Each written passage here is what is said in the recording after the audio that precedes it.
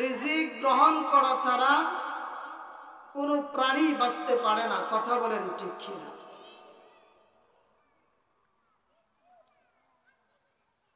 জিন, ইনসান, পশু পাখি, জীব জন্তু, কীট পতঙ্গ, যত প্রাণী আছে সমস্ত প্রাণী রিজিকের মুহতাজ।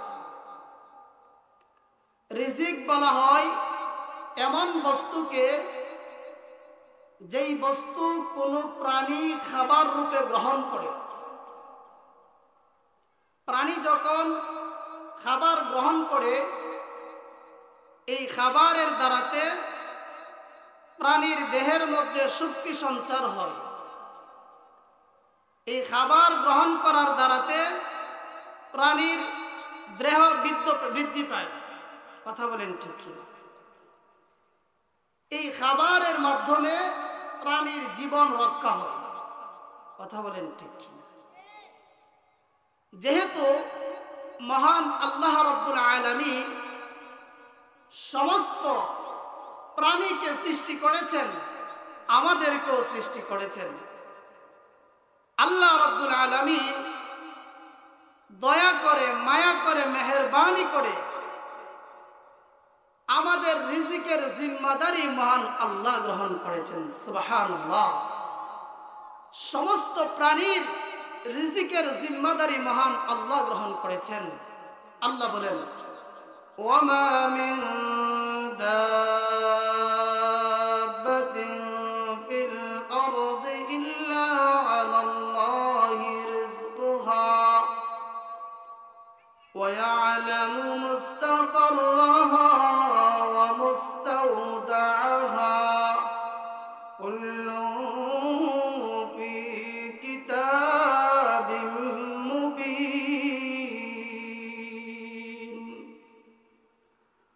মহান আল্লাহ রাব্বুল আলামিন বলেন, এ পৃথিবীর মানুষ, ভূপৃষ্ঠে যত বিচরণশীল প্রাণী আছে সমস্ত প্রাণীর রিজিকের জিম্মাদারি আমি আল্লাহ মহান গ্রহণ করেছি। পৃথিবীর মধ্যে এমন কোন প্রাণী নাই যেই প্রাণীর রিজিকের জিম্মাদারি আমি মহান আল্লাহ গ্রহণ করি নাই। وَيَعْلَمُ مُسْتَقَرَّهَا وَمُسْتَوْدَعَهَا। আল্লাহ বলেন, প্রাণীর স্থায়ী অস্থায়ী বাসস্থান সম্পর্কেও আমি আল্লাহ জানি। কুল্লু ফি কিতাবিম মুবিন। সব কিছু সুস্পষ্ট কিতাব তথা কোরআনে কারীমের মধ্যে রয়েছে। ও ভাই, রিজিকের জিম্মাদারি কে গ্রহণ করেছেন? আল্লাহ। যেহেতু আল্লাহর হাতে রিজিকের জিম্মাদারি, এই জন্য মহান মালিক সব প্রাণীকে খাবার খাওয়াইতেছেন। যারা আল্লাহ পাকের হুকুম মানে তাদেরকেও আল্লাহ খাওয়াইতেছেন। যারা আল্লাহ পাকের হুকুম মানে না, আল্লাহ পাকের নাফরমানি করে, তাদেরকেও আল্লাহ খাওয়ান। কথা বলেন ঠিক কি? ও ভাই, এই রিজিক হলো দুই প্রকার, ভালো করে খেয়াল করে শুনবেন। রিজিক হলো দুই প্রকার। এক প্রকার হলো হালাল রিজিক, আরেক প্রকার হলো হারাম রিজিক। হালাল রিজিক বলা হয় যখন কোনো ব্যক্তি শরীয়ত সম্মত পন্থায়, হালাল পন্থায়, জায়েজ তরিকায় কোনো সম্পদ উপার্জন করে ভোগ করে, তখন তাকে বলা হয় হালাল রিজিক। আর হারাম রিজিক বলা হয় যখন কোনো ব্যক্তি অবৈধ পন্থা, শরীয়ত বিরোধী পন্থায় কোনো সম্পদ উপার্জন করে ভোগ করে, তখন তাকে বলা হয় হারাম রিজিক। কথা বলেন ঠিক কিনা?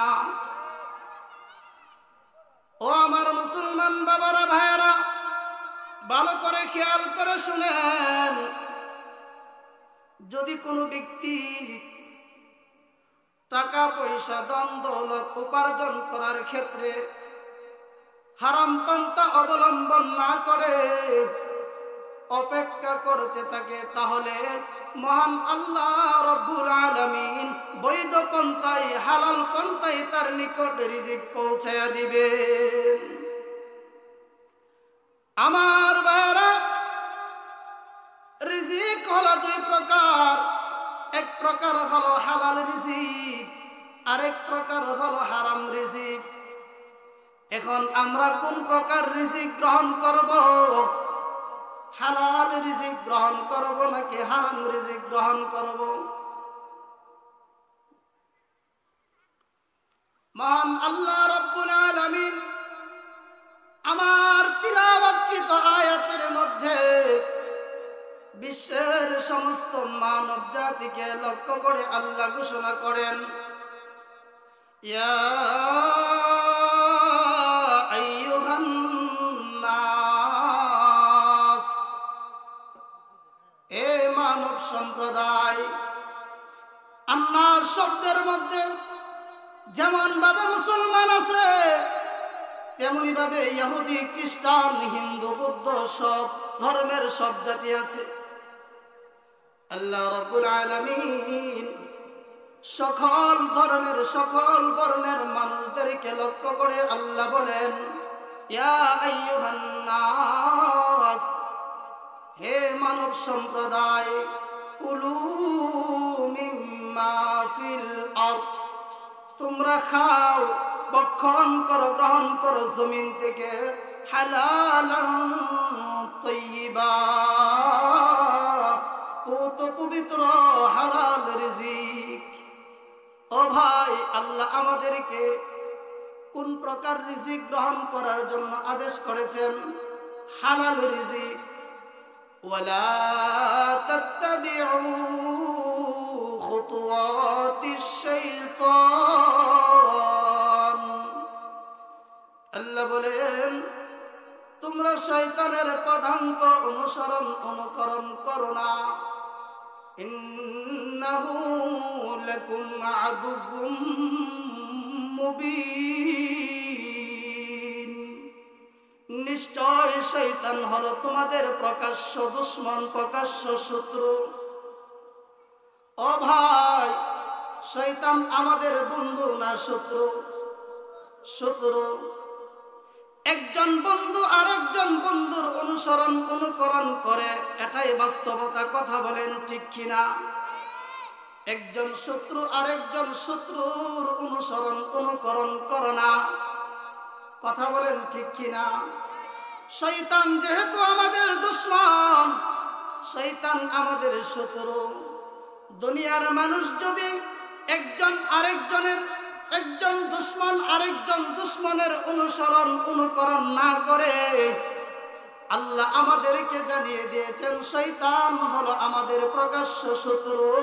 সুতরাং আমরা মুসলমান শয়তানের অনুকরণ করতে পারি না। কথা বলেন ঠিক কিনা? এবার বাবারা ভালো করে খেয়াল করে শুনেন, হারাম পন্থায়, হারাম পদ্ধতিতে যত ইনকাম হয়, যত লেনদেন হয়, ওইগুলো শয়তানের পথ। কথা বলেন ঠিক কিনা? সুদি কারবার, সুদি লেনদেন, সুদের ব্যবসা বাণিজ্য যারা করে, এইগুলো হালাল না হারাম? আল্লাহ বলেন, ওয়া আহাল্লাল্লাহুল বাইআ ওয়া হারামার রিবা, মহান আল্লাহ রাব্বুল আলামিন ব্যবসা বাণিজ্যকে করেছেন হালাল, আর সুদকে করেছেন হারাম। কথা বলেন ঠিক কিনা? এবার আমাদের সমাজের মাঝে সুদি লেনদেন ব্যাপক হারে চলতেছে। কথা বলেন ঠিক কিনা? তাহলে সুদি লেনদেন করা কার পথ, কার পদ্ধতি? শয়তানের পথ। শয়তান আমাদের প্রকাশ্য শত্রু, আল্লাহ আমাদেরকে জানিয়ে দিয়েছেন। সুতরাং আমরা যদি সুদি লেনদেন করি, সুদি কারবারে আমরা যদি জড়িত হই, তাহলে কার অনুসরণ করলাম? শয়তানের অনুসরণ করলাম, শয়তানকে খুশি করলাম। কথা বলেন ঠিক কিনা? ও ভাই, একজন আরেকজনের সম্পদ অন্যায়ভাবে আত্মসাৎ করা, সেটাও শয়তানের পথ।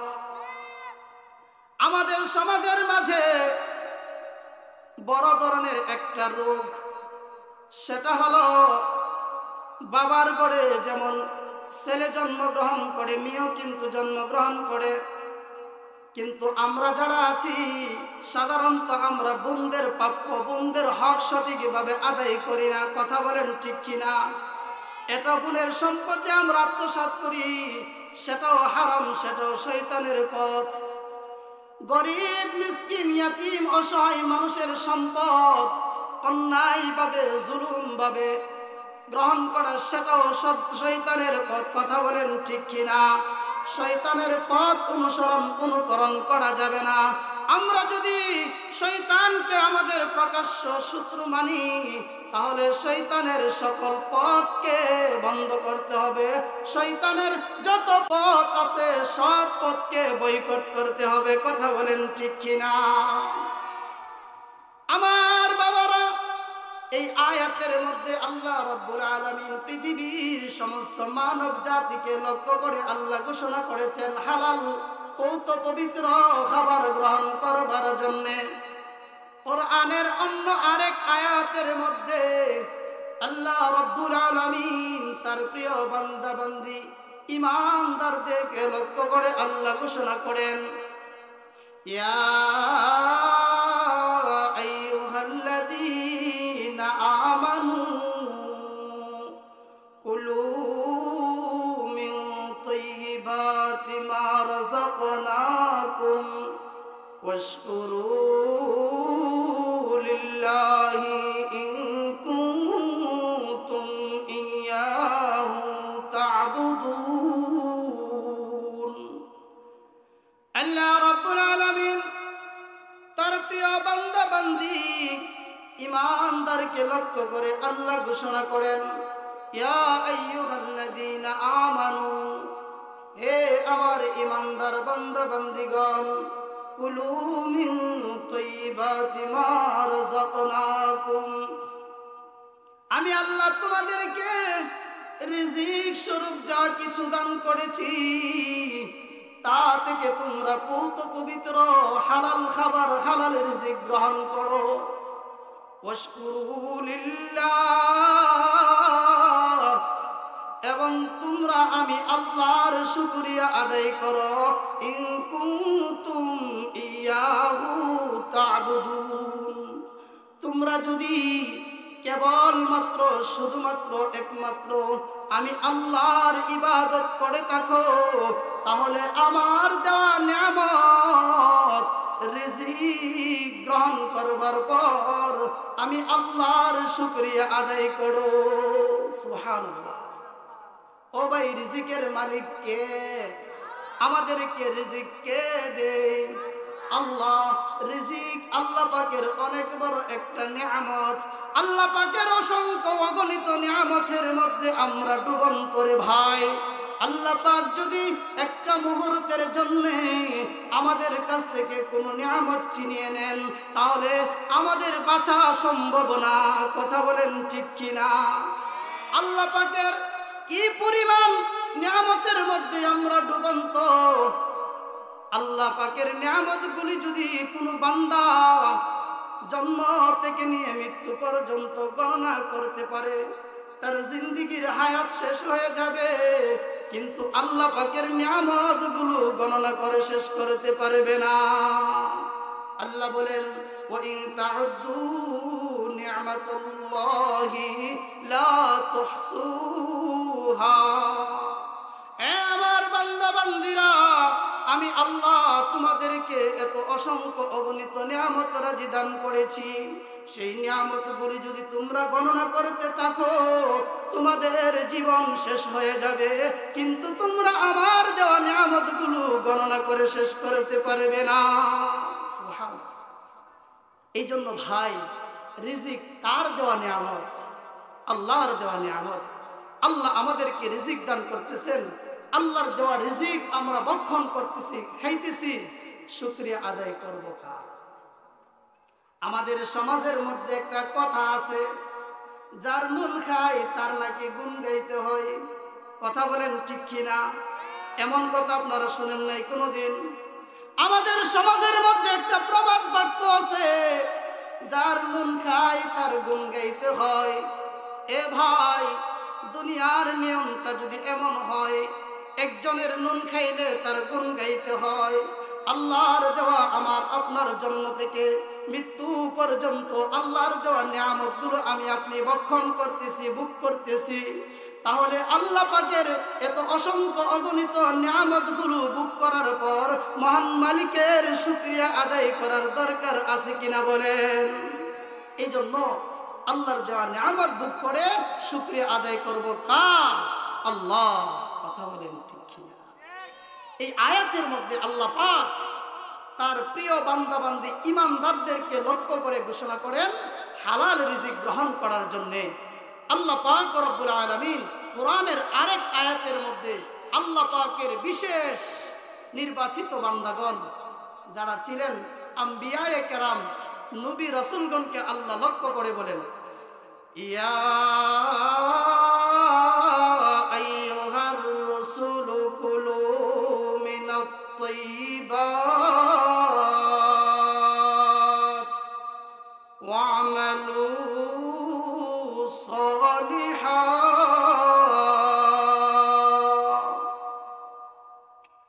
মহান আল্লাহ রব্বুল আলামিন আল্লাহ পাকের বিশেষ বান্দাগণ আম্বিয়ায়ে কেরামকে লক্ষ্য করে আল্লাহ ঘোষণা করেন, ইয়া আইয়ুহার রাসূল, হে আমার রাসূলগণ, কুলু মিনাত তাইয়্যিবাত, আপনারা পুত পবিত্র রিজিক গ্রহণ করুন, ওয়া'মালু সালিহা, এবং নেক আমল করুন। আমার বাবাজিরা ভালো করে খেয়াল করে শুনবেন, এই আয়াতের মধ্যে আল্লাহ রব্বুল আলামিন প্রথমে বলেছেন কুলু মিনাত তাইয়্যিবাত, হে আমার রাসূলগণ, আপনারা পুত পবিত্র হালাল রিজিক গ্রহণ করুন। এরপরে বলে আল্লাহ ওয়া'মালু সালিহা, এবং নেক আমল করুন। ভালো করে বোঝার চেষ্টা করবেন। আল্লাহ প্রথমে বলছেন হালাল রিজিক গ্রহণ করুন, পরে বলেন নেক আমল করুন। তাহলে বোঝা যায় এই আয়াত দ্বারা আল্লাহর দরবারে নেক আমল ইবাদত বন্দিগি কবুল হওয়ার জন্য পূর্ব শর্ত হইল হালাল রিজিক গ্রহণ করতে হবে। কথা বলেন ঠিক কি? এই জন্য ইবাদত কবুল হওয়ার শর্ত হইল হালাল রিজিক গ্রহণ করা। হালাল রিজিক, বান্দা যখন হালাল রিজিক গ্রহণ করে, ভালো করে খেয়াল করে শুনবেন, বান্দা যখন হালাল রিজিক গ্রহণ করে, এই হালাল রিজিক গ্রহণ করার দ্বারাতে বান্দার দিলের মধ্যে নূর সৃষ্টি হয়। সুবহানাল্লাহ। ইবাদতের তৌফিক লাভ হয়, ইলমের মধ্যে বরকত হয়, দিলের মধ্যে সৎ সাহস জাগ্রত হয়। সুবহানাল্লাহ। কয়টা কথা বললাম? হালাল রিজিক গ্রহণ করার দ্বারা বান্দা ইবাদতের তৌফিক লাভ হয়, হালাল রিজিক গ্রহণ করার দ্বারা বান্দার দিলের মধ্যে নূর সৃষ্টি হয়, হালাল রিজিক গ্রহণ করার দ্বারা বান্দার ইলমের মধ্যে বরকত হয়, হালাল রিজিক গ্রহণ করার দ্বারা সৎ সাহস জাগ্রত হয়। প্রত্যেকটার উপমা আমি আপনাদের সামনে পেশ করব। ও আমার বাবারা, ভালো করে খেয়াল করে শুনেন, বান্দা যখন হালাল রিজিক গ্রহণ করে, হালাল রিজিক গ্রহণ করার দ্বারাতে বান্দার দিলের মধ্যে নূর সৃষ্টি হয়, ইবাদতের তৌফিক লাভ হয়। কিভাবে? ভালো করে শুনেন। ভারতের দেওবন্দ নামক এলাকার মধ্যে একজন দিনমজুর ছিল, যার নাম ছিল শাহজি আব্দুল্লাহ। ওই শাহজি আব্দুল্লাহ অত্যন্ত গরিব মানুষ, কিন্তু অনেক ভালো ছিল, নীতিবান মানুষ ছিল। দৈনিক সে মাঠে ঘাস কেটে, কাঁচা ঘাস কেটে বাজারে বিক্রি করে তার সংসার চালাইতো। এক বোঝা ঘাস মাত্র 6 পয়সায় বিক্রি করত। কয় পয়সায় ভাই? 6 পয়সায় বিক্রি করত। শাহজি আব্দুল্লাহ রহমাতুল্লাহি আলাইহি অনেক সৎ ব্যক্তি ছিলেন রে ভাই। এক ভুজা ঘাস নিয়ে বাজারে বিক্রি করতেন। মানুষ তার ঘাস ক্রয় করবার জন্য ভিড় জমাইতো। মানুষের চাহিদা যতই বাড়তেছে কিন্তু তিনি তার দাম বাড়াইতেন না। সর্বপ্রথম যেই ব্যক্তি তার কাছে ক্রয় করার জন্য আসতো তার কাছে তিনি বিক্রি করতেন। ওই শাহজি আব্দুল্লাহ রহমাতুল্লাহি আলাইহি তার দৈনিক এই আয়কে 3 ভাগে ভাগ করতেন। কই ভাগে ভাগ করতেন? 3 ভাগে ভাগ করতেন। 2 পয়সা গরিব মিসকিন ইয়তীম অসহায় বিধবাদের মাঝে বন্টন করে দিতেন। আর 2 পয়সা তিনি নিজের সংসারের জন্য খরচ করতেন। আর 2 পয়সা তিনি সঞ্চয় করতেন, জমা করে রাখতেন। বৎসরের শেষে প্রায় 60 টাকা 30 পয়সা জমা হইতো। বৎসরের শেষে কই পয়সা জমা হইতো? 60 টাকা 30 পয়সা। এই 60 টাকা 30 পয়সা দিয়ে বাজার করে দারুল উলুম দেওবন্দের উলামায়ে কেরামকে দাওয়াত করে খানা খাওয়াইতেন। সুবহানাল্লাহ! কত মেহনতের টাকা। পাতার ঘাম মাথায় পেলে সারাদিন রোদ্রে ঘাস কেটে বাজারে বিক্রি করে মাত্র 6 পয়সায় এখান থেকে 2 পয়সা জমা করে বৎসরের একটা অ্যামাউন্ট দিয়ে দারুল উলুম দেওবন্দের উলামায়ে কেরামকে দাওয়াত করে খানা খাওয়াইতেন। তৎকালীন যুগের দারুল উলুম দেওবন্দের সদরুল মুদাররিসিন যিনি ছিলেন আল্লামা ইয়াকুব নানতুবি রহমাতুল্লাহি আলাইহি, তিনি বলেন, আমরা সারা বছর অপেক্ষায় থাকতাম কখন শাহজি আব্দুল্লাহর বাড়ির দাওয়াত আসবে। শাহজি আব্দুল্লাহর বাড়ির দাওয়াতের অপেক্ষায় আমরা অপেক্ষমান থাকতাম। কারণ শাহজি আব্দুল্লাহর ঘরে একবেলা খানা খাইলে দীর্ঘ 40 দিন পর্যন্ত আমরা আমাদের দিলের মধ্যে নূর অনুভব করতাম। সুবহানাল্লাহ! শাহজি আব্দুল্লাহর ঘরে এক বেলা খাবার খাওয়ার কারণে আমাদের মন চাইতো নামাজ আদায় করি, তাসবিহ তাহলিল পাঠ করি, আল্লাহ পাকের জিকির করি, কোরআনে কারীমের তিলাওয়াত করি। সুবহানাল্লাহ! এ ভাই মুসলমান, এমন অবস্থাটা হলো কিসের কারণে বলেন? হালাল রিজিক গ্রহণ করার কারণে। আমার বাবারা, বান্দা যখন হালাল রিজিক গ্রহণ করে তখন বান্দার ইলমের মধ্যে বরকত হয়, আমলের মধ্যে বরকত হয়। এর আরেকটা উপমা হলো ইমাম শাফি রহমাতুল্লাহি আলাইহি, নাম শুনেছেন তো?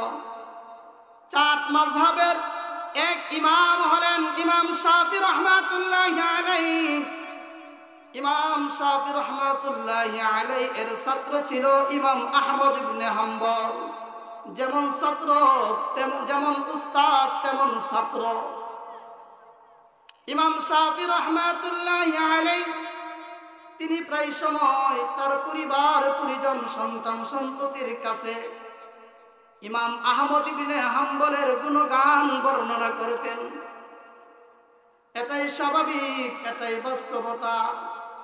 কোন ছাত্র যদি মুআদ্দাব হয়, ভালো হয়, আমল আখলাক যদি সুন্দর হয়, লেখাপড়ায় যদি ভালো হয়, তাহলে এই ছাত্রের প্রশংসা ওই উস্তাদ সর্ব জায়গায় করে থাকে। কথা বলেন ঠিক কিনা? ইমাম শাফি রহমাতুল্লাহি আলাইহি তিনিও তিনার পরিবারের কাছে আহমদ ইবনে হাম্বলের অনেক প্রশংসা করছেন। একবার ইমাম শাফি রহমাতুল্লাহি আলাইহি মিশর থেকে আহমদ ইবনে হাম্বলের নিকট চিঠি লিখলেন, হে আহমদ ইবনে হাম্বল, অনেক দিন হয়ে গেল তোমার সঙ্গে আমার কোনো সাক্ষাৎ হয় নাই। সময় সুযোগ করে আমার সঙ্গে সাক্ষাৎ করার জন্য চলে আসবে, তোমাকে দাওয়াত করা হলো। ইমাম আহমদ বিন হাম্বল রহমাতুল্লাহি আলাইহি এর কাছে যখন এই চিঠি পৌঁছলো, চিঠি পৌঁছার পর তিনি উত্তর জানাইলেন, হুজুর, আমি আগামী অমুক তারিখে অমুক দিন আমি আপনার বাসায় আগমন করব। ইমাম আহমদ বিন হাম্বল রহমাতুল্লাহি আলাইহি যখন সময় মতো যখন ইমাম শাফি রহমাতুল্লাহি আলাইহি এর বাড়িতে গেলেন, ইমাম শাফি রহমাতুল্লাহি আলাইহি এর পরিবারের প্রত্যেকটা সদস্য আনন্দে আনন্দিত, আনন্দে আত্মহারা। কারণ আজ তাদের ঘরে যুগশ্রেষ্ঠ ইমাম, জগৎ বিখ্যাত বুজুর্গ, আল্লাহওয়ালা, বিশ্ববিখ্যাত আলেম তাদের ঘরের মেহমান। কি বলেন? আমার আপনার বাড়িতে যদি বরনার ফিরসা হুজুর আসে, আমার আপনার বাড়িতে যদি শেখে বরনা আসে, শেখে ডালখানগর আসে, মধুপুরী ফিরসা হুজুর আসে, তাহলে আমরা কি আনন্দিত হব না? শাফি রহমাতুল্লাহি আলাইহি এর সন্তানেরা অত্যন্ত আনন্দিত হবে। কারণ তারা বাবার কাছ থেকে শুনছেন তিনার ছাত্র কেমন বুজুর্গ, কেমন মুহাক্কিক আলেম, কত বড় ইমাম, অনেক প্রশংসা শুনছেন। মুহতারাম হাজিরিন, রাতের বেলা যখন ইমাম আহমদ ইবনে হাম্বল রহমাতুল্লাহি আলাইহি এর সামনে যখন খাবার উপস্থিত করা হলো, ইমাম আহমদ ইবনে হাম্বল রহমাতুল্লাহি আলাইহি অধিক পরিমাণে খাবার গ্রহণ করলেন, উদর পূর্ণ করে পেট ভরে খাবার খাইলেন। পর্দার আড়াল থেকে ইমাম শাফি রহমাতুল্লাহি আলাইহি এর সন্তানগুলো দৃশ্য দেখতেছে। তারা আহমদ ইবনে হাম্বলের খাবার একবার তাকায়, খাবারের দিকে একবার তাকায়, আবার বাবার কথার দিকে সে নজর করে। বুজুর্গ, আল্লাহওয়ালা বুজুর্গ যারা হন, তারা তো উদর পূর্ণ করে খাবার খান না, খাবার তারা অল্প পরিমাণে খান। বাবার কাছ থেকে শুনেছি তিনি অনেক বড় একজন ইমাম, যুগশ্রেষ্ঠ বুজুর্গ, কিন্তু খাবার যে পরিমাণ খেলো মনে হয় কয়েক মাস খাবার না খেয়ে আছে, কয়েক মাস অভুক্ত। কথা বুঝেন নাই? তখন তার একটু ইতস্ততা বোধ করলো, বাবার কথার সাথে বাস্তবতার মিল পাচ্ছে না। যাই হোক, রাতের বেলা এশারের পর যখন ইমাম শাফি রহমাতুল্লাহি আলাইহি এর খাস কামরায় আহমদ ইবনে হাম্বল রহমাতুল্লাহি আলাইহিকে বিশ্রাম নেওয়ার জন্য দিলেন, তখন ইমাম শাফি রহমাতুল্লাহি আলাইহি এর সন্তানগুলো ছিল বড়ই চতুর চালাক। দরজার সামনে লোটা ভরে পানি রেখে দিলেন। উদ্দেশ্য ছিল তিনি যেহেতু আল্লাহওয়ালা বুজুর্গ মানুষ, শেষ রাত্রে যখন ঘুম থেকে জাগ্রত হবেন, নিজের জরুরত সেরে উযু করে তাহাজ্জুদের নামাজ যেন আদায় করতে পারেন, এই জন্য ওই রুমের দরওয়াজার সামনে লোটা ভর্তি পানি রেখে দিলেন। কিন্তু ভাই, যখন সকাল হলো, লোটার মধ্যে যেইভাবে পানি রেখেছিল সেইভাবেই পানি রয়ে গেল। এখন তাদের সন্দেহটা আরো বেড়ে গেছে, নিশ্চয়ই তিনি তাহাজ্জুদের নামাজ পড়ে নাই। যদি তাহাজ্জুদের নামাজ আদায় করত তাহলে উযুর প্রয়োজন হতো, আর উযু করলে পানি ব্যবহারের প্রয়োজন হইতো। কথা বলেন ঠিক কিনা? ইমাম শাফি রাহমাতুল্লাহি আলাইহি এর সন্তানেরা লোটা ভরা পানি নিয়ে দৌড়াইয়া বাবার কাছে যায়। বাবার কাছে গিয়ে বলে, এ বাবা, আপনি কেমন ইমাম, আর তিনি আপনার কেমন শাগিরদ, কেমন ছাত্র। ইমাম শাফি, কি হয়েছে, আসল ঘটনা কি খুলে বলো।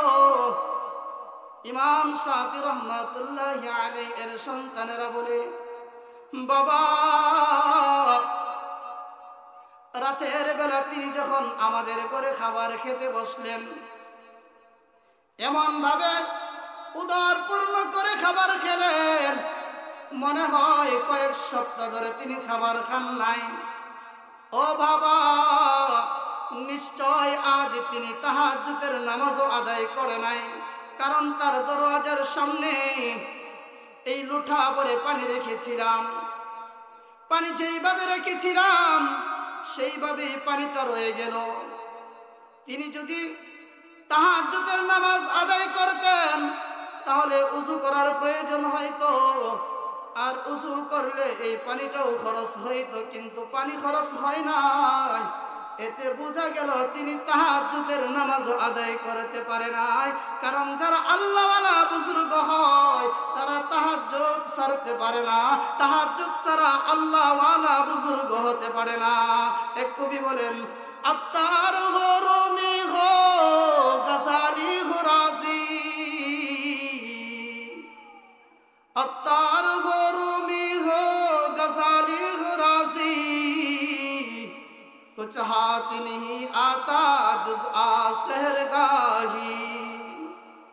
ফরিদউদ্দিন আত্তার বলো, জালালউদ্দিন রুমি বলো, ইমাম গজালি বলো, ইমাম ফখরুদ্দিন রাজি বলো, কেউ আল্লাহওয়ালা হতে পারে না শেষ রাত্রে তাহাজ্জুদের নামাজ আদায় করে আল্লাহর দরবারে রুনা জারি করা ছাড়া। তো কেউ যদি আল্লাহওয়ালা হতে চায় তাহলে অবশ্যই তাহাজ্জুদের নামাজ আদায় করতে হবে, করবে। কারণ আল্লাহওয়ালারা তাহাজ্জুদের নামাজ আদায় করে। শাফি রহমাতুল্লাহি আলাইহি এর সন্তানেরা যখন এই অভিযোগ করলো বাবার কাছে, তো বাবা সন্তানের কাছে যে প্রশংসা করছিল ছাত্রের, বাস্তবতার সাথে কি মিল আছে? কথা বলেন, মিল আছে? মিল নাই। শাফি রহমাতুল্লাহি আলাইহি তিনার সন্তানদেরকে কোনো উত্তর দেন নাই, না দিয়ে সরাসরি ইমাম আহমদ ইবনে হাম্বলের নিকট চলে গেলেন। ছাত্রের কাছে গিয়ে বলেন, এই ইমাম ইবনে আহমদ ইবনে হাম্বল, তোমার এই অবস্থা কখন থেকে শুরু হলো? তোমার আমলের মধ্যে এত পরিবর্তন কখন থেকে আসলো? আল্লাহওয়ালা জ্ঞানী ব্যক্তি যারা হন তারা ইশারার মাধ্যমে সবকিছু বুঝতে পারেন। প্রবাদ বাক্য আছে, আল ইশারাতু তাকফিহিল আল আকিলু তাকফিহিল ইশারা। যারা জ্ঞানী গুণী ব্যক্তি হন তাদের জন্য ইশারাই যথেষ্ট। এইভাবে যখন ইমাম শাফি রহমাতুল্লাহি আলাইহি আহমদ ইবনে হাম্বল রহমাতুল্লাহি আলাইহিকে বললেন, ইমাম আহমদ ইবনে হাম্বল রহমাতুল্লাহি আলাইহি আসল ঘটনা বুঝতে আর বাকি রইল না, তিনি বুঝে ফেললেন।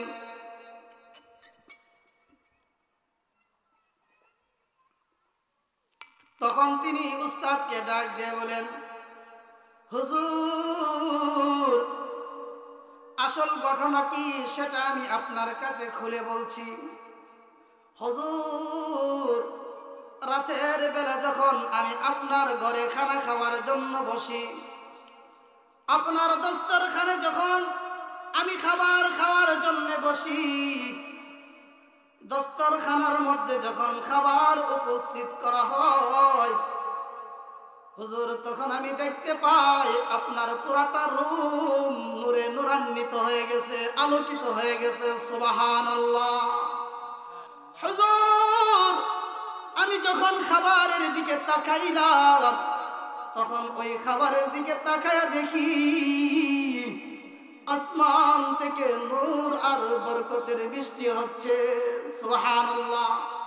তখন আমি নিয়ত করেছি, আমি ইচ্ছা করেছি প্রয়োজনে আগামী 1 সপ্তাহ না খেয়ে থাকবো, কিন্তু কোন অবস্থাতেই এই বরকতময় খানা হাতছাড়া করব না। এই জন্য হুজুর আমি উদর পূর্ণ করে পেট পূর্ণ করে পেট ভরে আমি খাবার খাইলাম।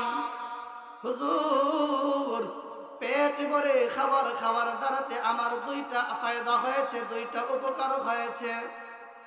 একটা হলো এলমি উপকার, আরেকটা হলো আমলি উপকার।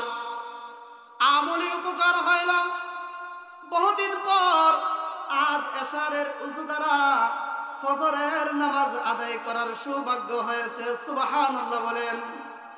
হুজুর, আজ এশারের উযু দিয়ে আমি তাহাজ্জুদের নামাজ আদায় করেছি এবং ফজরের নামাজ আদায় করেছি।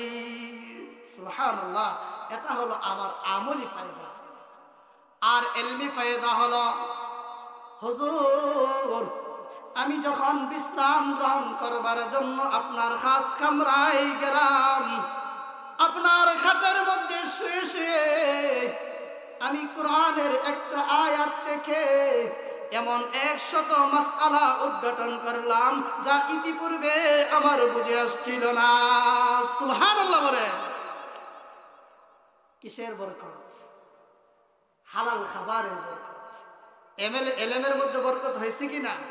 কোরআনের একটা আয়াত থেকে এমন 100 মাসআলা উদ্ঘাটন করেছেন যে মাসআলাগুলো ইতিপূর্বে তিনার বুঝে আসছিল না, অথচ তিনি হলেন জগৎ বিখ্যাত বিশ্ববিখ্যাত ইমাম। সুবহানাল্লাহ। তা হালাল রিজিক গ্রহণ করার দ্বারাতে এলেমের মধ্যে বরকত হয় কিনা, ইবাদতের তৌফিক হয় কিনা? আরেকটা কথা বলছিলাম, হালাল রিজিক গ্রহণ করার দ্বারাতে দিনের মধ্যে সৎ সাহস জাগ্রত হয়। কথা বলেন ঠিক কিনা? এও একটা উদাহরণ শুনে। আফগানিস্তানের একজন বাদশা ছিল যার নাম ছিল দোস্ত মুহাম্মদ।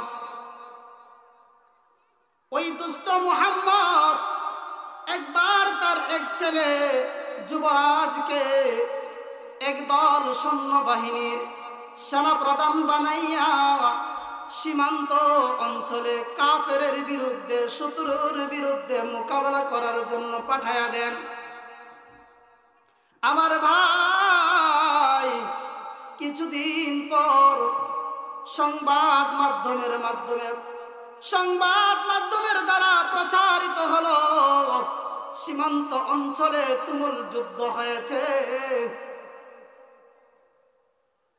যুবরাজ পরাজয় বরণ করেছে, যুবরাজের বাহিনী পরাজয় বরণ করেছে, যুবরাজ যুদ্ধের ময়দান থেকে পলায়ন করেছে, বেগে গিয়েছে। এই খবর যখন আফগানিস্তানের বাদশা দোস্ত মুহাম্মদের কাছে পৌঁছল, তখন তিনি অত্যন্ত পেরেশানিত হয়ে গেলেন, চিন্তিত হয়ে গেলেন, দুঃখিত হয়ে গেলেন। ভারাক্রান্ত হৃদয় নিয়ে যখন বাড়িতে গেলেন, চেহারাটা যখন মলিন, বিবি সব যখন দেখলেন তার চেহারাটা মলিন, চেহারার মধ্যে কষ্টের চাপ। বিবি ডাক দিয়ে বলে, প্রাণের স্বামী গো, মনে হয় আপনি পেরেশানির মধ্যে আছেন, তার কারণটা কি একটু খুলে বলেন। স্বামী ডাক দিয়া বলে, বিবি গো, তোমার ছেলে যুবরাজকে সীমান্ত অঞ্চলে শত্রুর মোকাবেলা করার জন্য প্রেরণ করেছিলাম। সংবাদ মাধ্যম প্রচার করেছে তার বাহিনী নাকি পরাজয় বরণ করেছে, তোমার ছেলে যুদ্ধের ময়দান থেকে পলায়ন করেছে। এই খবর যখন দোস্ত মুহাম্মদ তার স্ত্রীকে জানাইল, সঙ্গে সঙ্গে ওই যুবরাজের মা তার এই কথাকে প্রত্যাখ্যান করলেন। মিথ্যা কথা, না না, আমার ছেলে কশ্চিন কালেও যুদ্ধের ময়দান থেকে পলায়ন করতে পারে না। সুবহানাল্লাহ। আমার বাবাজিরা, কিছুক্ষণ পর আবার খবর আসলো, মিডিয়াগুলো, সংবাদ মাধ্যমগুলো প্রচার প্রসার করতে লাগলো, সীমান্ত অঞ্চলে যেই যুদ্ধ হয়েছে, সেই যুদ্ধের মধ্যে যুবরাজের বাহিনী বিজয় লাভ করেছে। সুবহানাল্লাহ বলেন। এবং যুবরাজ সৈন্যবাহিনীকে নিয়ে বিজয় বেশে তার গন্তব্যস্থানে দেশে ফিরে আসতেছেন। এই খবর যখন বাদশার কানে পৌঁছল, আফগানিস্তানের বাদশাহ দুস্ত মুহাম্মদ অত্যন্ত আনন্দিত হইলেন। আনন্দে আত্মহারা হইয়া বিবির কাছে গেলেন। বিবিকে গিয়ে যখন এই খবর শোনাইলেন, আর বিবিকে জিজ্ঞাসা করলেন, বিবিরে, যখন দেশের বিভিন্ন প্রান্ত থেকে সংবাদ মাধ্যমগুলো এই সংবাদ প্রচার করলো তোমার ছেলে পরাজয় বরণ করেছে, তুমি ঘরের কোণে বসে কিভাবে তাদের এই সংবাদগুলোকে প্রত্যাখ্যান করলে, তার রহস্যটা কি আমি একটু জানতে চাই। বিবি ডাক দিয়া বলে, প্রাণের স্বামী গো, আমার এই সন্তান যখন আমার গর্ভে আসে, ও স্বামী,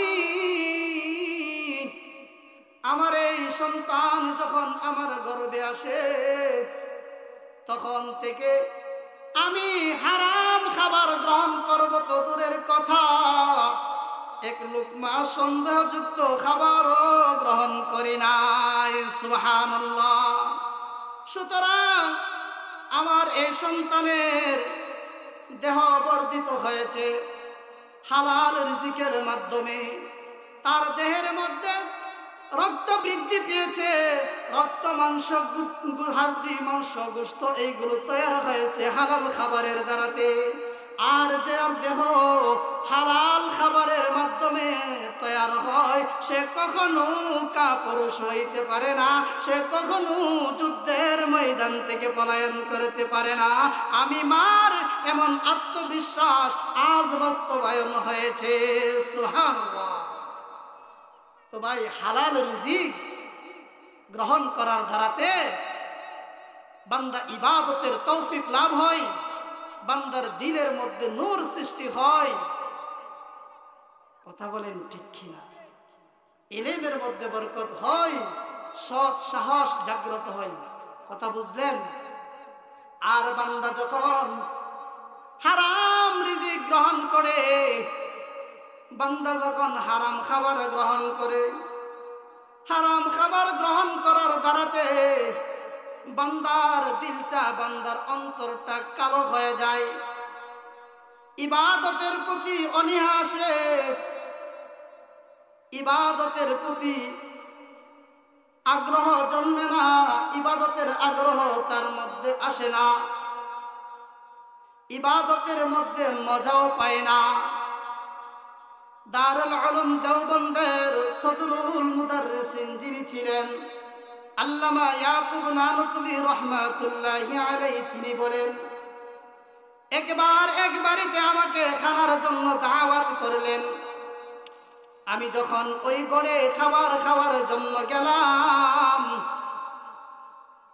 ওই বাড়িতে যখন খাবার খাওয়ার জন্য গেলাম, এক লুকমা খাবার যখন আমি গ্রহণ করলাম, এক লুকমা খাবার খাওয়ার পর আমার মনে অনুভব হইল খাবারটা হালাল না, খাবারের মধ্যে ভেজাল আছে।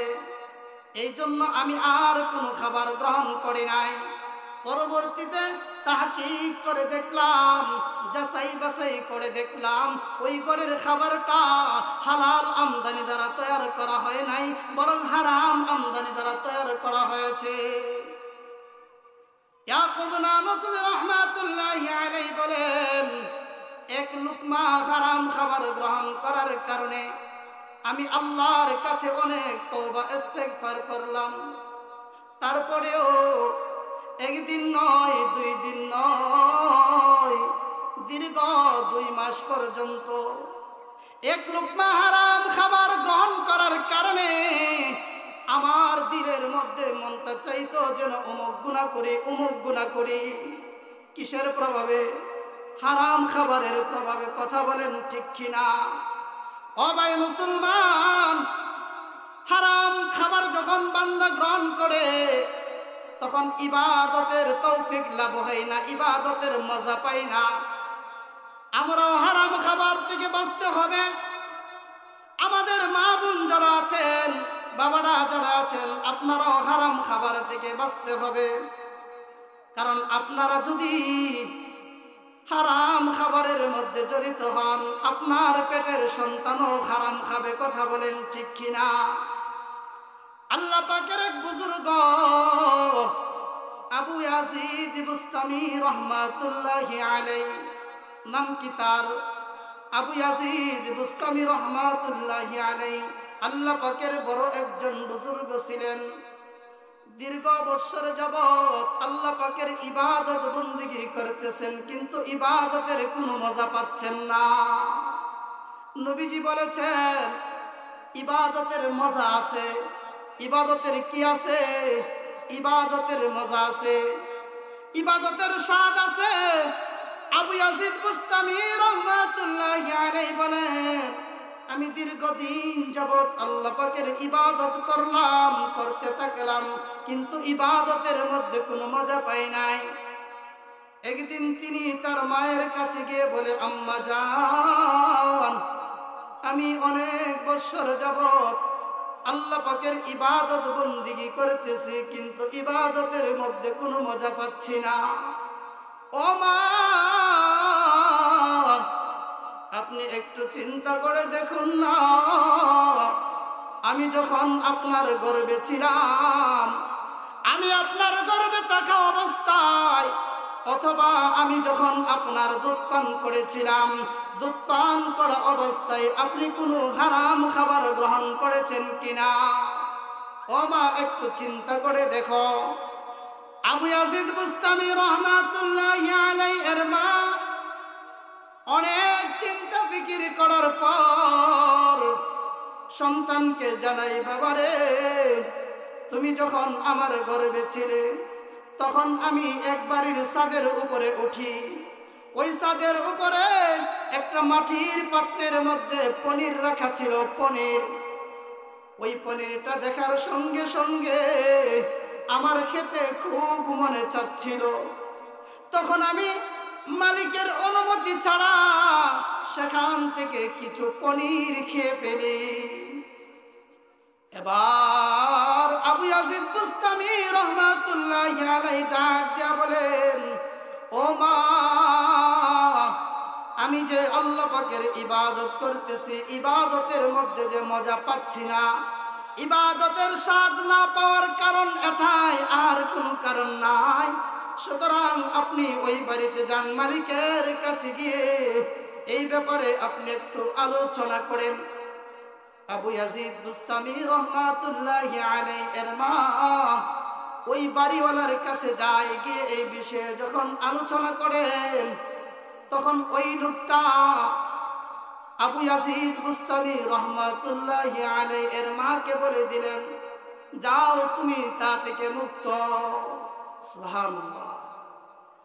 মা যখন বাড়িতে এসে নিজের কলিজার টুকরা সন্তান আবু ইয়াজিদ বুস্তামিকে বললেন, বাবা, আমি ওই পনিরের মালিকের সাথে কথা বলেছি, সে আমাকে তা থেকে দায় মুক্ত করে দিয়েছে। আবু ইয়াজিদ বুস্তামি রহমাতুল্লাহি আলাইহি বলেন, এরপর থেকে যখন আমি আল্লাহ পাকের ইবাদত করা শুরু করে দিলাম, সেই ইবাদতের মধ্যে মজা পাইতে লাগলাম। সুবহানাল্লাহ। এতক্ষণ যাবত, এতদিন যাবত ইবাদতের মজা না পাওয়ার কারণটা কি? হারাম খাবার গ্রহণ করার কারণে। কথা বলেন ঠিক কিনা মুসলমান?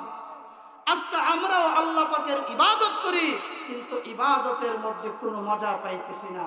তার একমাত্র কারণ হারাম খাবার গ্রহণ করা। কথা বলেন ঠিক কিনা? এই জন্য আমার মা বোনদেরকে বলি, বাবাদেরকে বলি, গো, মেহরবানি করে হারাম খাবার বর্জন করেন, সুদী লেনদেন বর্জন করেন। আশরাফ আলী থানভী রহমাতুল্লাহি আলাইহি একটা সুন্দর ওয়াকিয়া উল্লেখ করেছেন, বর্ণনা করেছেন। তানভী রহমাতুল্লাহি আলাইহি বলেন, মা বাবা যদি হারাম খাবার খায়, সন্তানও হারাম খাবার খাবে। কথা বলেন ঠিক কিনা? এক ব্যক্তি নতুন বিবাহ করলো, নতুন বিবাহ করার পর কিছুদিন যখন অতিবাহিত হলো, কিছুদিন যাওয়ার পর স্বামীকে স্ত্রী সংবাদ জানায়, সুসংবাদ দেয়, প্রাণের স্বামী গো, আমি তো মা হতে যাচ্ছি।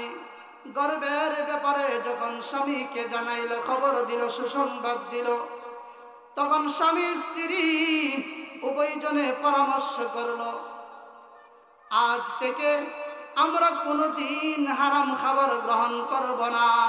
এই ব্যাপারে তারা ঐক্যবদ্ধ হলো, অঙ্গীকারবদ্ধ হলো। এইভাবে কয়েক মাস যাওয়ার পর আল্লাহ পাক রব্বুল আলামিন তাদেরকে একজন ছেলে সন্তান দান করলেন। ওই সন্তানটা দিন দিন বড় হতে হতে যখন এমন বয়সে উপনীত হলো, বাবার সঙ্গে বাজারে আসা যাওয়া করতে পারে, এমন বয়সে যখন উপনীত হলো, একদিন বাবা ওই সন্তানকে সঙ্গে লইয়া বাজারের দিকে যাচ্ছে। রাস্তার পাশে এক ব্যক্তি পাতিলের মধ্যে বড়ই রেখে বড়ই বিক্রি করতেছেন। ওই বড়িওয়ালার কাছ দিয়ে যখন বাবা সন্তানকে হাতে ধরে বাজারের দিকে যাচ্ছেন, হঠাৎ করে সন্তান বাবার হাত ছেড়ে দিয়ে ওই বড়িওয়ালার পাতিল থেকে একটা বড়ি থাবা মেরে মুখে দিয়ে খেয়ে ফেলল। আচ্ছা বলেন, অন্যের পাত্র থেকে থাপা দিয়ে বড়িটা যে খেয়ে ফেললো, এটা কি হালাল হলো নাকি হারাম হলো? কথা বুঝেন নাই? এবার বাবা পেরেশানিত হয়ে গেল, আমার ছেলে আজ হারাম খাবারের মধ্যে লিপ্ত হয়ে গেল, অন্যের মালের মধ্যে হাত দিল। তার কারণটা কি, রহস্যটা কি, আমার উদ্ঘাটন করতে হবে। বাবা আর সন্তানকে লইয়া বাজারের দিকে যায় নাই, সোজা বাড়ির দিকে চলে গেল। বাড়ি থেকে ছুরি ধার দিল, তরবারি ধার দিল। তরবারি ধার করে বিবির সামনে নিয়ে হাজির। বিবিকে বলে, বিবি আজ সত্য কথা বলো, না হয় এই তরবারি দিয়ে তোমার গর্দানকে দ্বিখণ্ডিত করে দিব। বিবি তো অভাব, স্বামী আমাকে এত মহব্বত করে, এত আদর করে, এত ভালোবাসে, আজকে এই স্বামী আমাকে এই ধারালো তরবারি দিয়ে আমার গলাকে দ্বিখণ্ডিত করে দিবে, তার কারণটা কি? স্ত্রী স্বামীকে বলে, রহস্যটা কি, আসল ঘটনা খুলে বলে। তখন ওই স্বামী স্ত্রীর কাছে আসল ঘটনা খুলে বলল।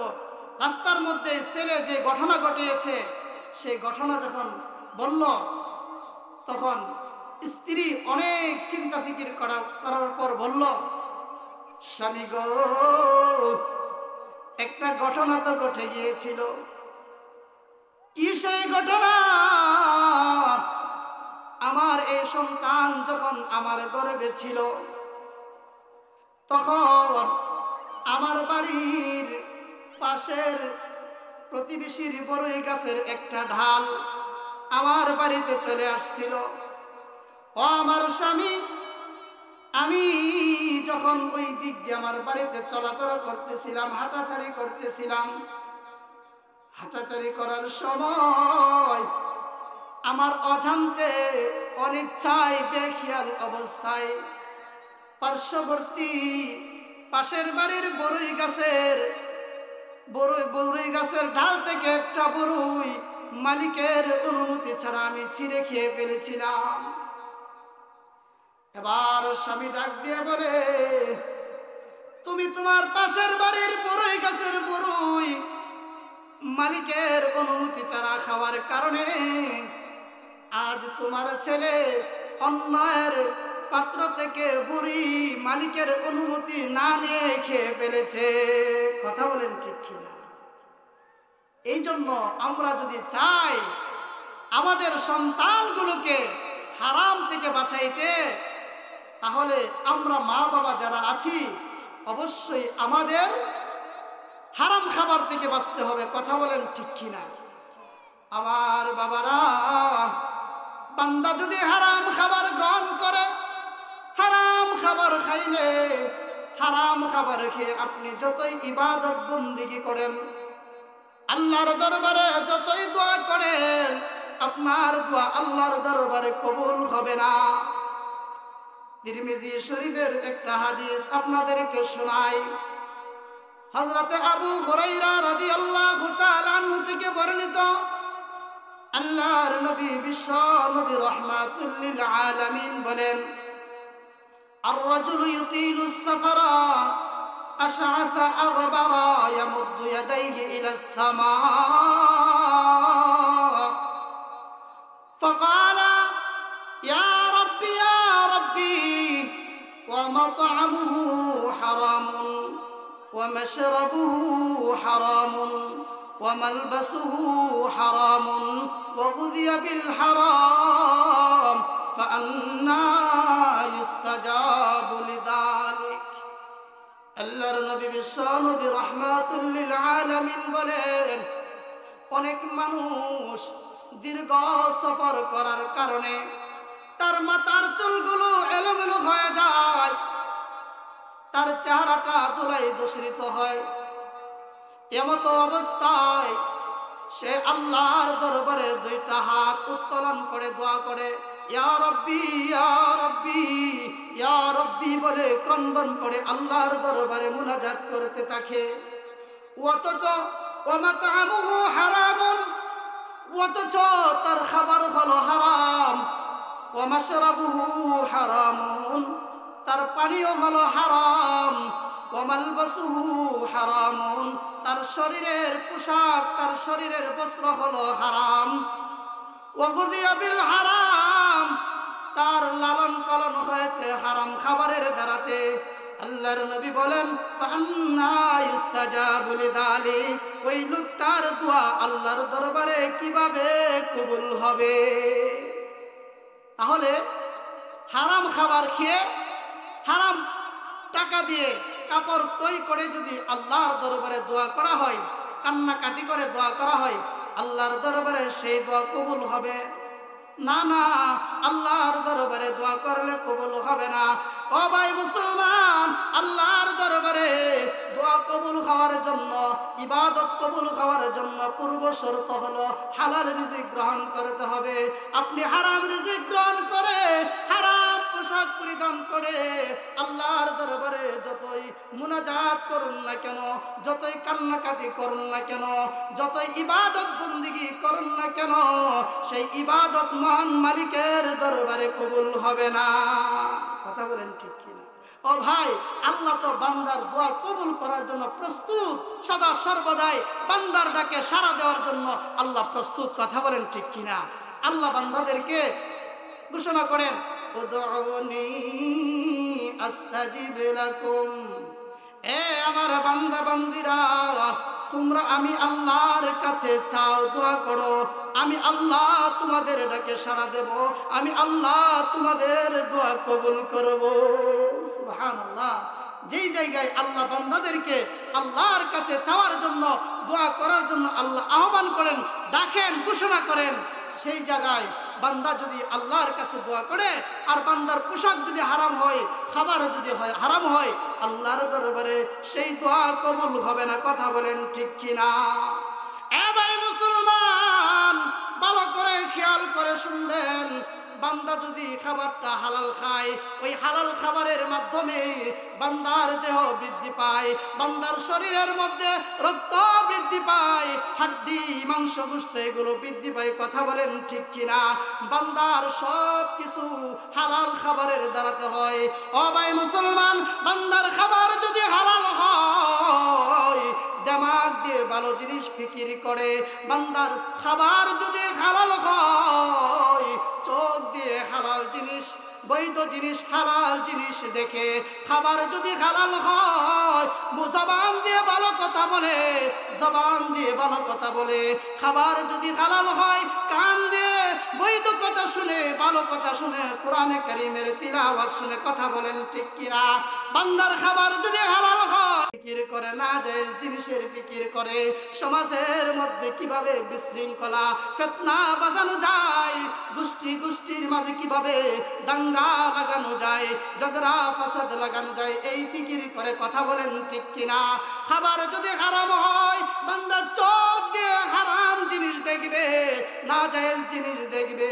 খাবার যদি হারাম হয়, জবান দিয়ে অশ্লীল কথাবার্তা বলবে, গালমন্দ করবে, কথা বলেন ঠিক কিনা? খাবার যদি হারাম হয়, কান দিয়ে না জায়েজ জিনিস শুনবে, গান বাদ্য শুনবে, অশ্লীল কথাবার্তা শুনবে, কথা বলেন ঠিক কিনা? ও ভাই মুসলমান, খাবার যদি হারাম হয়, হাত দিয়ে হারাম জিনিস ধরার চেষ্টা করবে। খাবার যদি হারাম হয়, পা দিয়ে হারাম জায়গায় যাওয়ার চেষ্টা করবে, কথা বলেন ঠিক কিনা? এই জন্য ভাই মুসলমান, আল্লাহর দরবারে যদি আমার আপনার ইবাদত মঞ্জুর করাইতে চাই, আমি আপনি আল্লাহর নিকট যত দোয়া করি, সেই দোয়া যদি আল্লাহর দরবারে কবুল করাইতে চাই, তাহলে হালাল রিজিক গ্রহণ করতে হবে। হালাল রিজিক গ্রহণ করা ছাড়া আর বিকল্প কোনো পথ নাই, কথা বলেন ঠিক।